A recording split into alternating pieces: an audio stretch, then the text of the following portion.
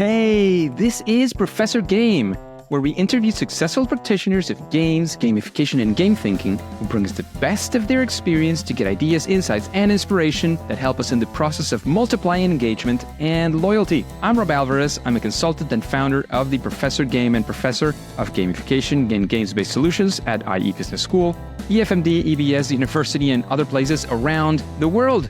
And if this content is for you, then perhaps you will find our free gamification course useful. Find it for free at professorgame.com/free gamification course. All one word, professorgame.com/free gamification course. Hey engagers, and welcome back to another episode of the Professor Game podcast. This time we have Julie with us, but Julie, we need to know, are you prepared to engage? Absolutely. I'm here to engage.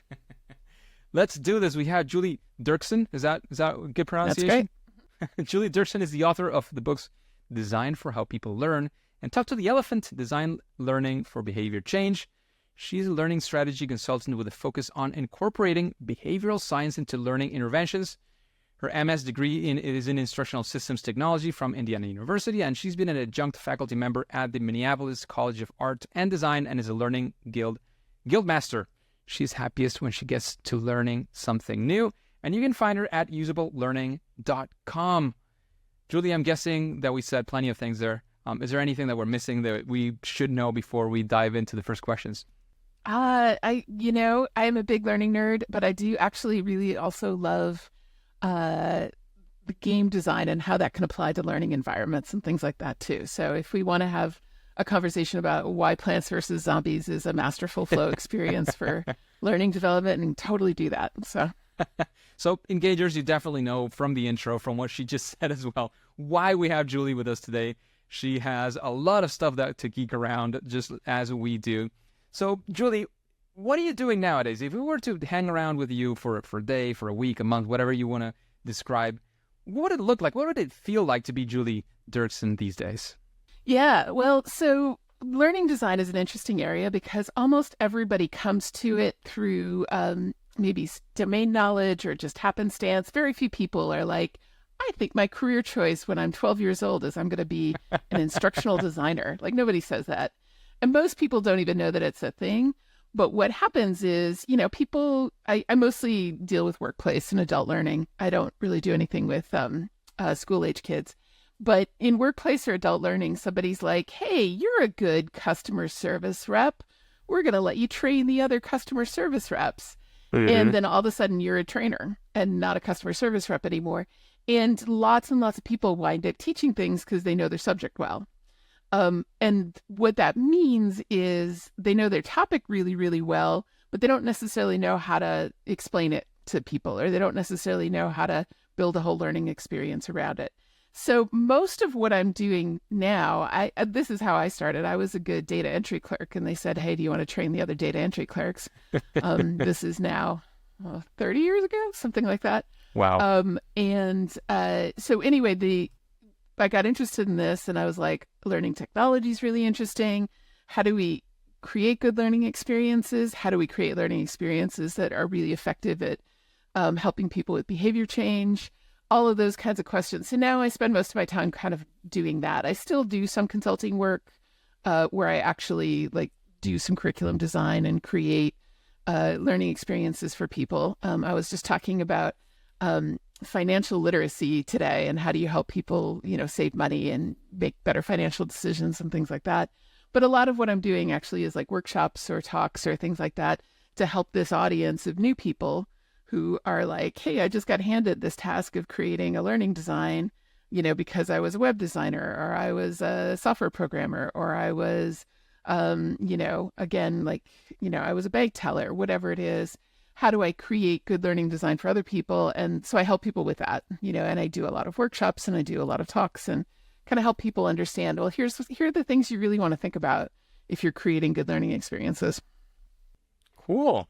Good stuff to be thinking about these days. And you were saying something that I want to make sure it just doesn't go under the table. You were saying and it mixes with your background as well about changing behaviors, because learning I know that there are some things that you just have to do a learning program around, that is sort of law says you have to give this training. And if people don't get this training, your company is going to have legal problems. I'm not talking about that kind of training. I'm talking about almost everything else, right? The almost everything else, you actually have training and you have people working in L&D, learning and design and development, sorry, because learning those things is going to have an impact in the business, right? And that means that people, after they see the training, they do things a certain way. Yes. If you don't do that, like everything else it doesn't matter, right? It almost doesn't matter. Like, how do you get there? The thing is, you do this training not to throw some information and see what sticks. It's about getting the people who get trained to do something a certain way, right? So it is at the center of all this, and it's why I feel that oftentimes, more often than not, some companies do not feel the value of an area like this one as much as it should, because not everybody is taking the perspective that you're just discussing, which is, how does this actually impact the everyday work of people? And that's what impacts the bottom line of a company eventually, right? Yeah. And so one of the things that I do is I usually sort of ask the question of what's the gap between where the person is now and where they need to be successful. And so let's say I need to file a new tax form for my business or something like that, and I don't know how to do it. Then knowledge is probably the gap, right? If I can just find a YouTube video that explains how to fill out this tax form, or if I find good instructions for it, like, I'm probably fine. I have to do it by a certain deadline, so I'll get it done, and that's all great, right? But then we have all sorts of other types of learning needs that are a little bit more complicated, and it's not just knowledge. So, for example, if I'm a manager and I need to be better about giving my employees feedback, right? I can know that I should do that, and yet somehow still doesn't happen. I can even know kind of how to do it, and yet maybe it still doesn't happen. And so that's where a lot of the behavioral science comes in, is this question of, when it's not primarily a knowledge problem, what else is going on? I start my new book with a whole discussion of condoms. And this whole journey started with condoms for me, which sounds weird, but I promise I'll explain. I had a whole debate with my publisher about whether I could put a big picture of condoms on the first page of the book. We decided not to, but but it was a project that I was attached to in like the mid 2000s, on AIDS and HIV prevention for audiences, specifically people who were online. It was targeted mainly at men who were online, who were usually, so it was targeting like specifically, things like AIDS and HIV prevention. Were targeting things like condom usage. Well, by 2005 or whenever this was, most people had heard the message that if you want to prevent the spread of AIDS and HIV, condom usage is super important, And so, like, telling people that louder and more emphatically wasn't really going to change the behavior. It wasn't like, hey, we don't think you got the message, so let's just tell you again, right? It's kind of like telling people, hey, smoking is bad for you. Well, most smokers know that already. Like, that's not the barrier. There's a lot of complicated barriers. So then it was like, okay, my toolbox of helping people understand things, or helping people remember things, or helping people, learn how to do things is kind of not enough here. If the problem isn't what they know, what are a series of solutions? And that kind of set me down a path that ultimately led to a lot of the work that's happening in behavioral science around what else. I mean, knowledge is always going to be part of the solution for those things. But what else do we need to do? What are the other things, So Amazing. You just gave us a story of how you got into this. So I actually want to dive into another story. How about you tell us of a time where you were doing this behavior design, behavior change through learning or in this space, and things actually did not work out. Yeah. How did that go? Of course, maybe you changed something after that, but initially we want to be in that difficult position with you. We want to feel a little bit of that pain, and of course, take away some of the lessons that you took from that part of your journey. Yeah, I mean, we can have different. We can have all the good intentions in the world, and you can even do like user research and all these kinds of things, and things can not work out. I was working on a curriculum several years ago that was for grade school teachers who were teaching drug and alcohol prevention for middle school students. So target audience, like 11, 12, 13-year-old kids. And it was actually really fascinating curriculum because it had a lot of really great behavioral strategies in it. One of the things they found with kids that it wasn't a knowledge problem. It wasn't like saying drugs are bad. It was, how do you help these kids navigate that tough social moment when somebody offers them something and they don't want to look like a big dork? And so the curriculum itself was really great because it really focused on, like, the kids would do skits, or they would do little role plays, or they would do scenarios, or they would create ads, or they would do all these things. But as part of this, it was a 13-week curriculum. And as part of this, they would practice, navigating those conversations every single week and thinking about their answers and being ready. And so they wouldn't have to feel awkward when they got into that situation. They could feel comfortable because they'd already practiced it and they were already ready to go. So great curriculum, fantastic. And so the curriculum was once a week for 13 weeks. And when I was talking to the teachers, I was like, oh, how much time do you spend prepping for this curriculum? And they're like 30 to 60 minutes before each lesson. And I'm like, okay, great. What if we gave you a little learning experience that prepped you for the curriculum, and you could do it each week before the thing, and before you would teach it the next day? And so we broke it out into 13 lessons, and we were all set up like that. And it turned out we hadn't factored for the issue that if teachers want to get paid for their time doing this as a curriculum, they have to do it on their in-service day, which means they would sit down and they would do all 13 of these start to finish so that they could do it. Yeah. And it wasn't designed that way because there was like repetition and it was longer than we would have ever made anybody if we'd known they were going to do this in one sitting. Yeah. We never would have made it as long as we did because we thought it was like, oh, we're going to have to remind you of a few things because it'll be a week since you've looked at this and all this kind of stuff. There were, was very, like, we thought that designed through really well. We just didn't know that there was this the system factor of they're not going to get paid if they do it at night before as part of their lesson prep, but they will get paid if they do the whole thing on their one in-service day. And it was like, oh, we didn't factor for that. We would have designed it differently if we'd known you were doing it all in one day.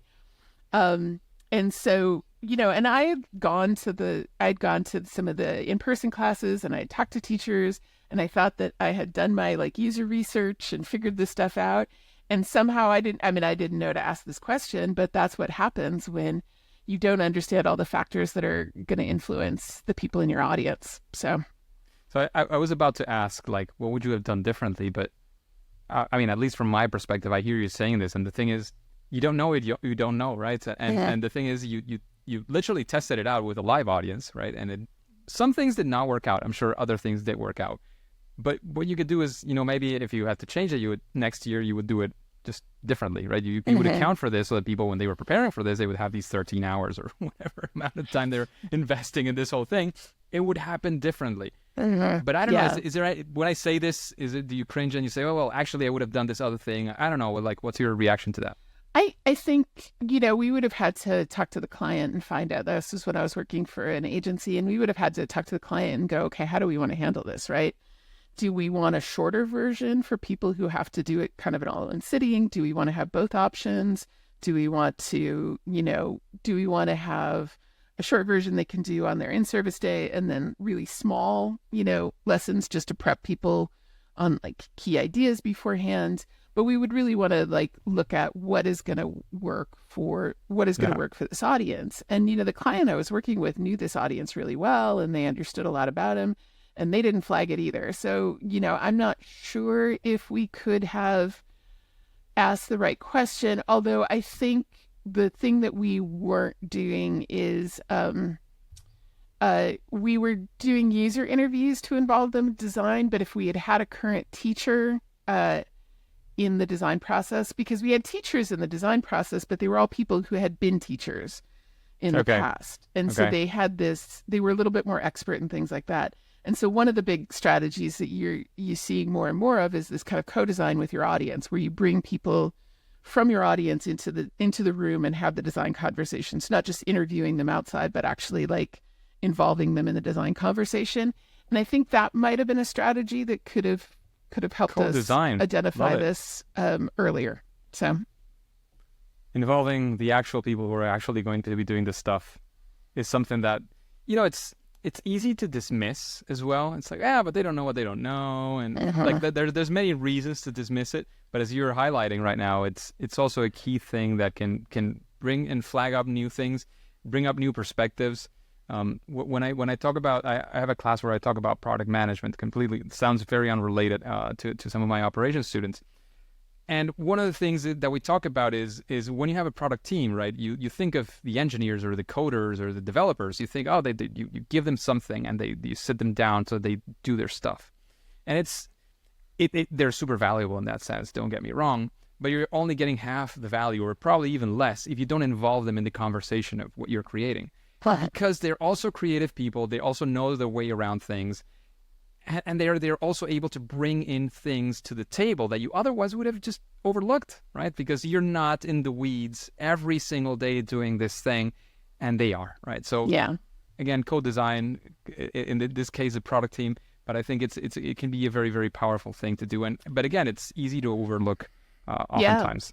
Well, and it was interesting because on that particular project, we did a lot of user testing. So it was a very cool kind of thing where you had a little simulated teacher teaching a classroom, and you could make choices and do things. We had a bunch of scores that were we were sort of gamifying it a little bit and things like that. Turns out a lot of those scores were interesting data to collect that we never used, but that never happens, right?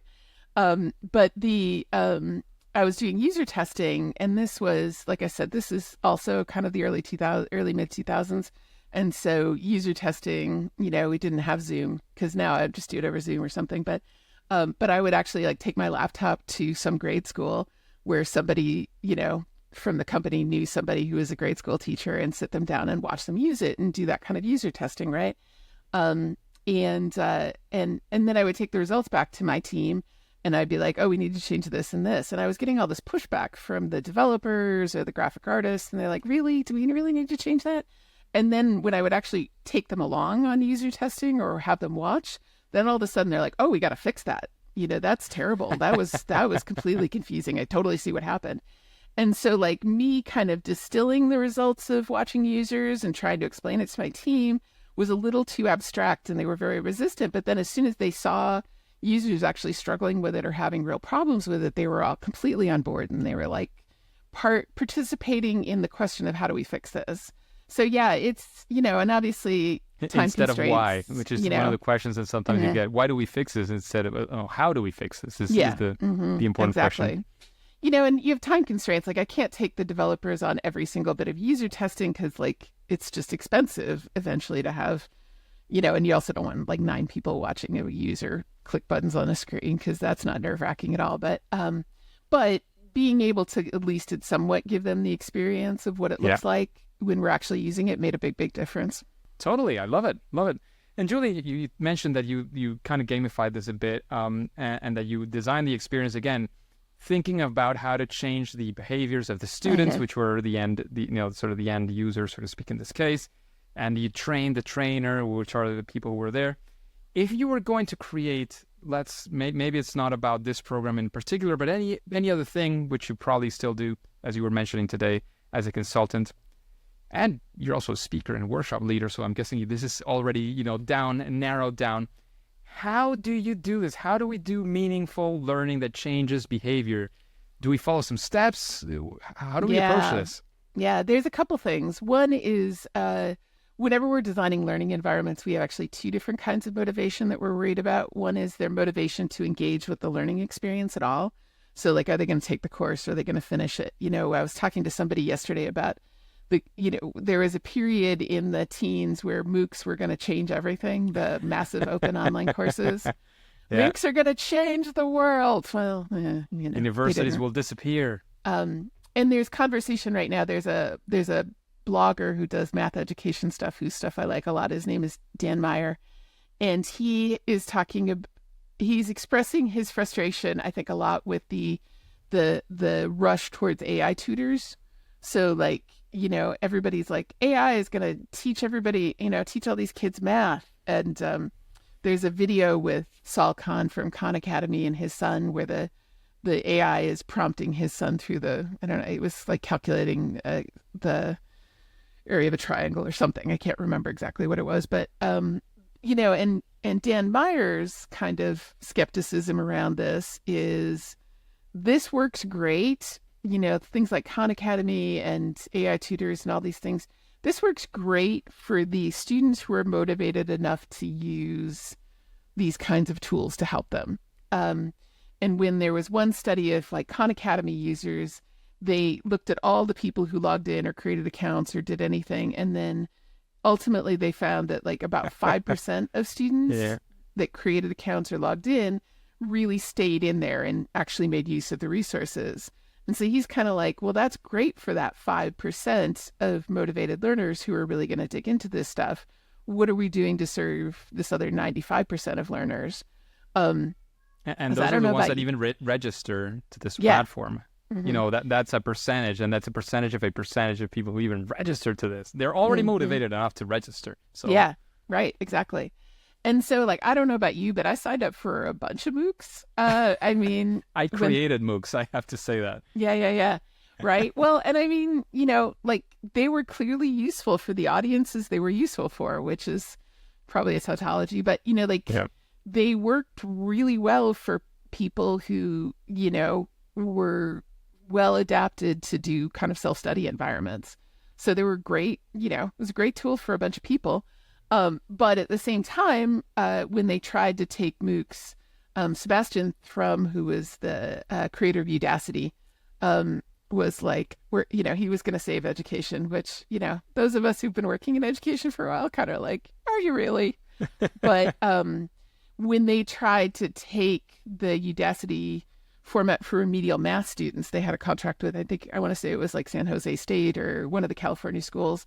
They found that like the remedial math audience did not work great in a self-study environment. Like these are people for whom math was horrible and they still hate it, and they failed at it earlier in their lives maybe, or that they, legitimately got some issues with the idea of even engaging with this. And so to put them into an environment where they're not getting an actual instructor who's building a relationship with them and, trying to adapt what everything is to their particular situation or their particular needs, like, I guess it was shocking that didn't work well.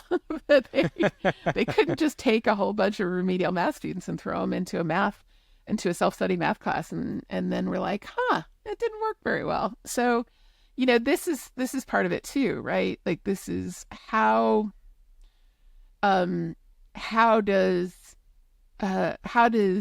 all of the shiny technology tools, who does it help and who does it not help, and who needs something else from the environment? Because when we're looking at a lot of these kinds of things, the relationship matters. The belief that somebody's going to like pay attention and going to ask me about it, that there's going to be some accountability, like that matters. Like the only way I get anything done in the world is somebody's waiting for it. And so if nobody's waiting for it, doesn't, there's a few other ways I get things done, but the main way I get things done is there's a human being who is going to say, hey, Julie, is that ready yet? And, or you expect that will happen if you don't have it ready, at least. Yes, exactly. Right. That I'm trying to avoid the awkward conversation. And that is a big part of educational environments. And so as we lean more and more into technology, we can't be surprised when maybe an environment with lots of technology but no accountability doesn't work for everybody. So yeah, totally. I think we ended up here because we started talking about MOOCs and why some of the reasons why they didn't work. But we jumped away from the how do we actually get to something that changes behavior and so on. Let me get back to that one. The model that I used in the most recent book where I was looking at the behavioral design is one that's out of, it's University College London Center for Behavior Change, has a model that they refer to as the behavior change wheel, but a lot of people know it by one of the sort of submodels that exists within it, which is called COM-B, which is just asking a couple simple questions that, at the face of it, which is the person capable of doing this? So, the way that I sometimes see this question get asked in learning and development is, if I give them $1 million, could they do it? Like if we took motivation off the table and made the reward big enough, could they do the thing? Could they give feedback to their employees? Yeah, they could. Okay, great. So I know it's not a capability issue. So then what else is going on? Is it that they, so the C is capability, O is opportunity. And we look at two different things when we look at opportunity. We look at, is there social opportunity? Does their social environment support it? Do they see other people modeling the behavior? Is there a norm around it? Or are we kind of battling against a norm, right?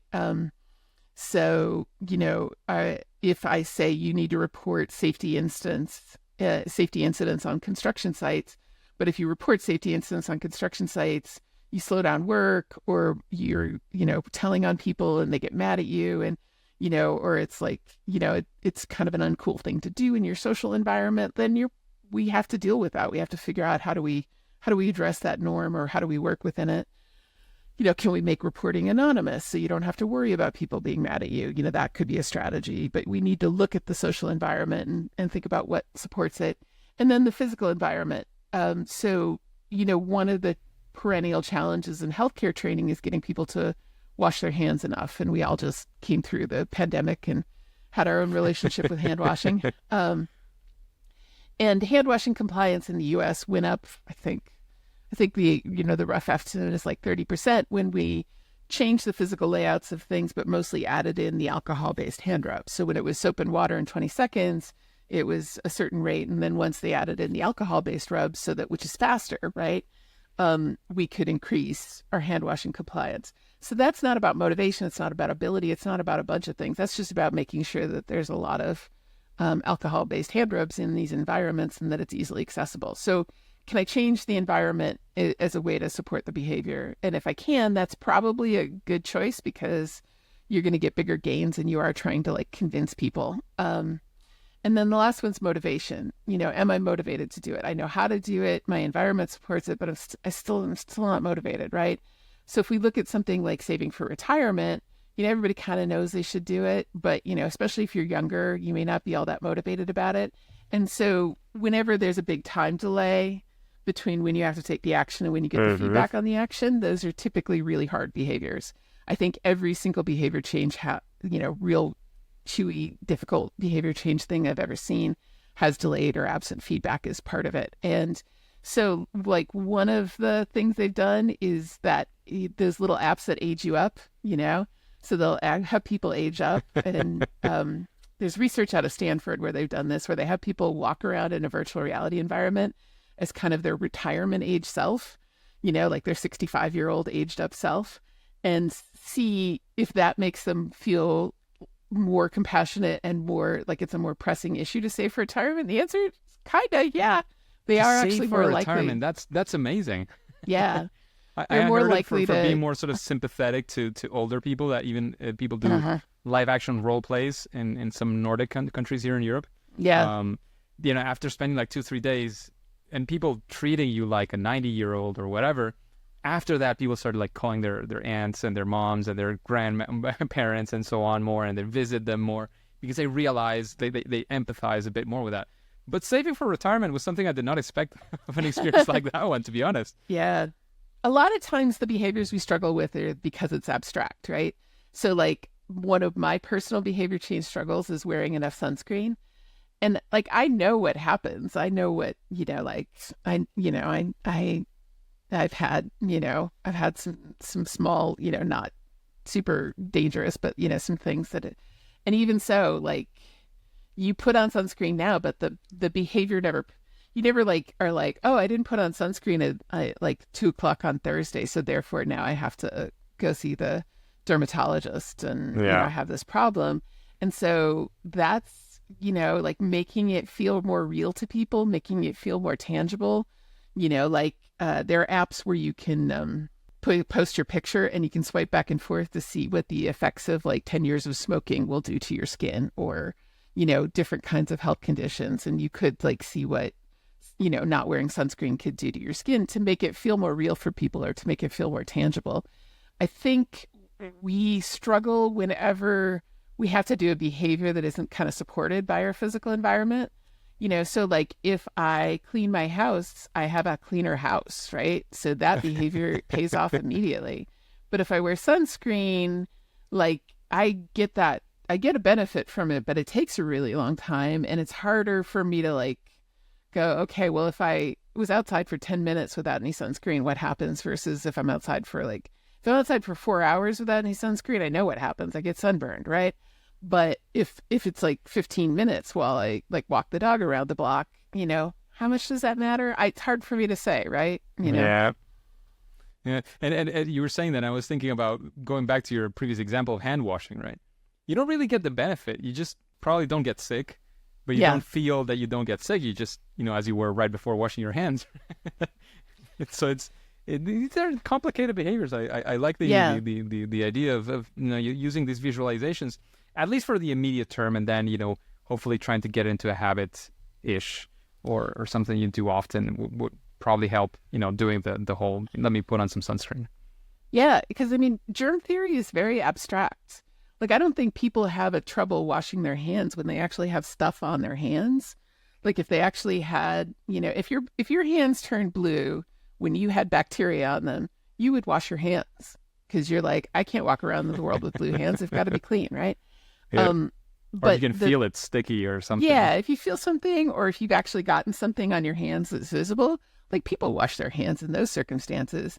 The place where people struggle with it is I washed them 5 minutes ago and I know intellectually I need to wash them again, but they feel clean and they look clean. And it just doesn't seem like I need to because it doesn't, they're not going to look any different. So if I wash my hands, they're going to look exactly the same as I did before I washed them.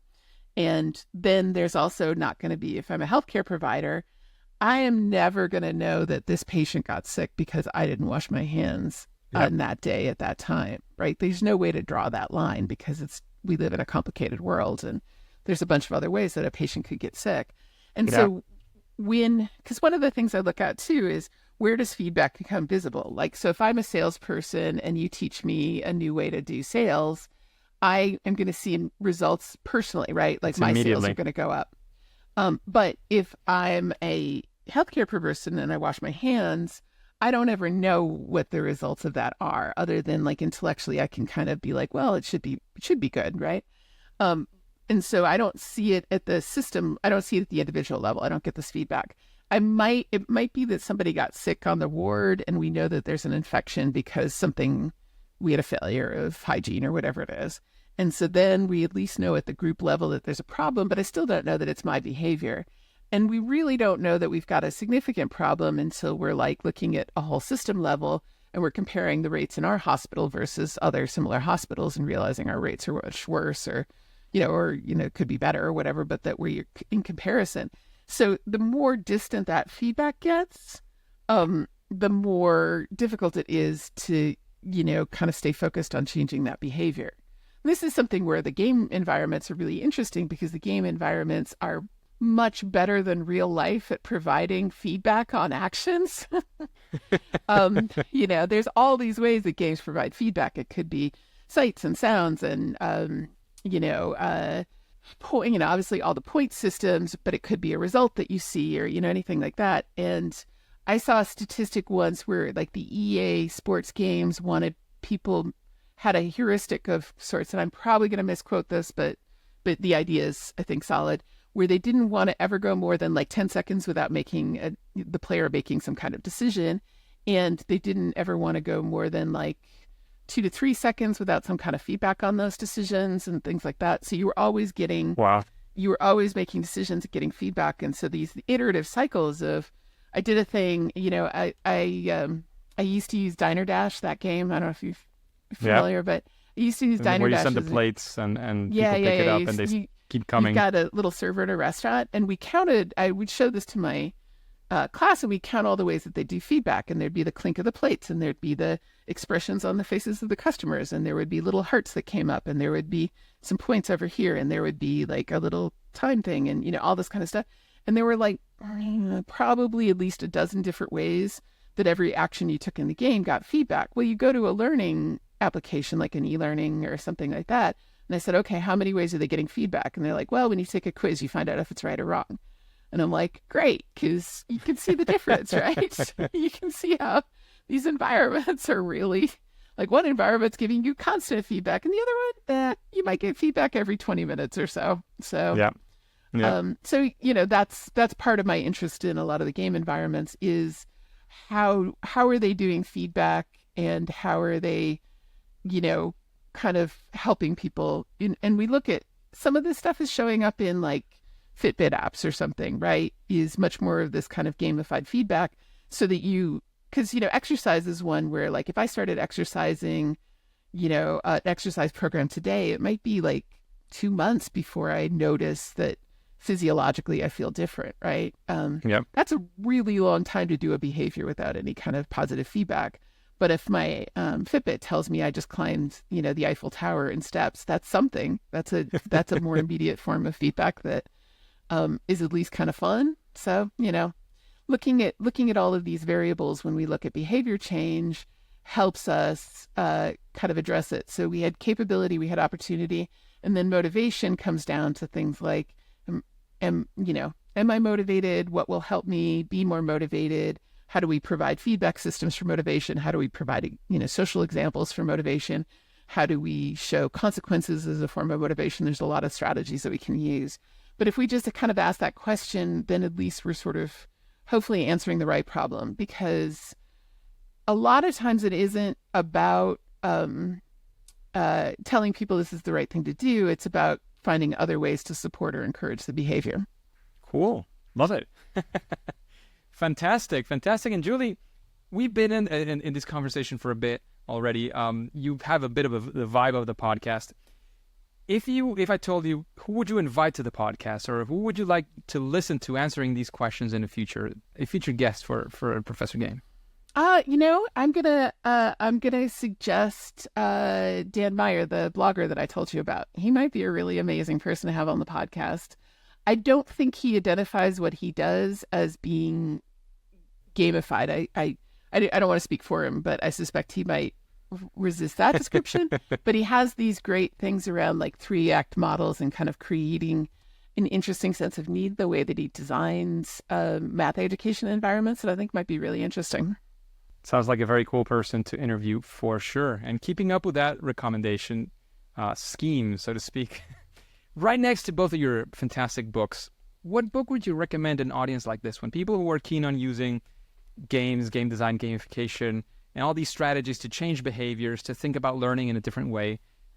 Again, it could be direct inspiration or even fiction, whatever goes to your mind. Yeah, I mean, easily the most influential person on me as a learning designer is Kathy Sierra. And she did a whole series of books called the Head Start, or the Head First books. Head Start is childhood program. The Head First books, and they started with Head First Java, which was, I think, the best-selling Java programming book ever. It's a part of the O'Reilly imprint. But Kathy Sierra and her husband Bert Bates, who's also an editor in the of the books, created this whole series of books, and I feel like I learned more from her than anybody else about good learning design and how do you make it feel real and urgent for people. And she has a book called Badass: Making Users Awesome. I'm pretty sure that's right. That's the right title. It's definitely Badass, but I may be getting the subtitle slightly wrong. But it's a fantastic book, and it gets into a lot of this stuff about skill development. And her point when it comes to things like product design is that nobody cares that your product is awesome. They really, that's never what you should be trying to communicate. What you should be focusing on is, how am I awesome using your product, right? So how does this give me superpowers or make me amazing or any of those kinds of things? And so focusing on that as a way to think about it. And I use that constantly in my learning design, is how do I have people walk away from a learning experience feeling energized and like they've got some awesome new superpowers that they can't wait to try out. And I feel like if that's people's takeaway, then it's much more likely that they're going to actually go and they're going to use it and they're going to do things and they're going to, try stuff. And so that's frequently one of the outcomes that I'm hoping for from a learning experience. Awesome. Love it. And the book seems very, very interesting as well. And in this world of learning design, behavioral change, and all this, what would you say is your superpower? That thing that you do at least better than most other people? Yeah, I think the thing that I hear from people and that I sort of think is, in addition to what I just said about kind of helping people walk away feeling more capable and more able to do things, is my main superpower is taking kind of complicated things and figuring out ways to explain them that people can kind of wrap their heads around. I'm a big fan of using the metaphor, the analogy. My books have things like lots of little stick figure illustrations that try to explain stuff. I decided I was trying to work with an illustrator on the first book and it was just taking too long and it was going to be too expensive. And I decided if XKCD webcomic can, use stick figures, well, let's give it a try. And so taking a lot of these things and making it, easy for people to kind of absorb and understand, and then hopefully subsequently do something with. That's my superpower if I have one. So seems both like a superpower and also your in a best of senses, your obsession, right? That it's the way that you want to make sure things are working and how they actually get to work. So I love it. Great and very useful as well in your case. And now we get to a difficult question. You've also talked about, how you get inspiration from some games that you mentioned in your sessions and your workshops to inspire people to look at things in a different way. What would you say is your favorite game? Oh, the game that I've probably I do have a lot of love for Plants vs. Zombies because I really think it's a masterclass in like flow theory. And so that one's good. But I'd say my favorite game of the last few years was Gorogoa. And I don't know if you've seen this one. It's just an iPad game, but it uses 4 little kind of like animation or cartoon panes to do a lot of problem solving and puzzles. And it's just so clever about how it uses the different elements as part of its visual interface.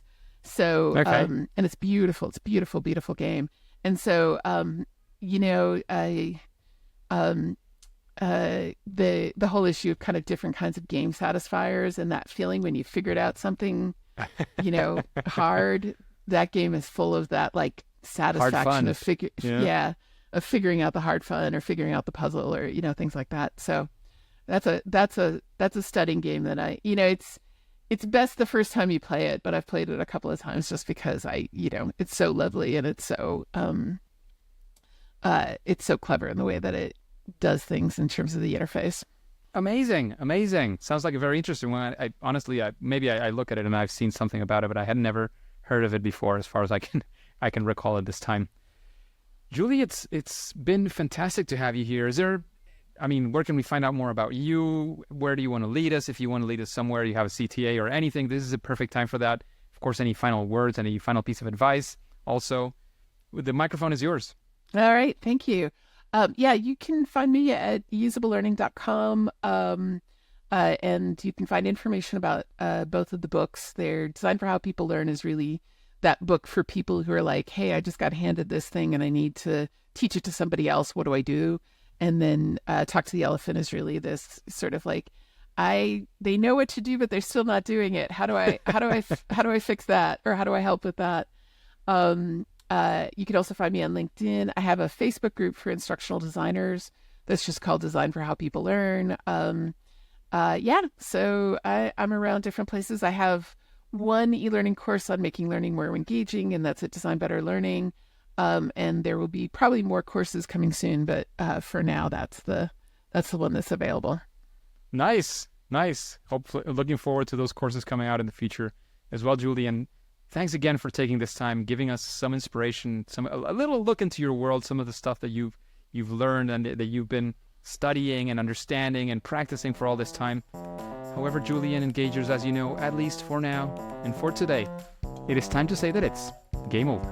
Hey, Engagers, and thank you for listening to the Professor Game podcast. And since you are into gamification and game-inspired solutions, how about you go into the free gamification course that we have for you? Just go to professorgame.com/free gamification course, all one word, professorgame.com/free gamification course. and get started today for free. After that, we will also be in contact and you will be the first to know of any opportunities that Professor Game might have for you. And remember, before you go on to your next mission, before you click continue, please remember to subscribe using your favorite podcast app and listen to the next episode of Professor Game. See you there.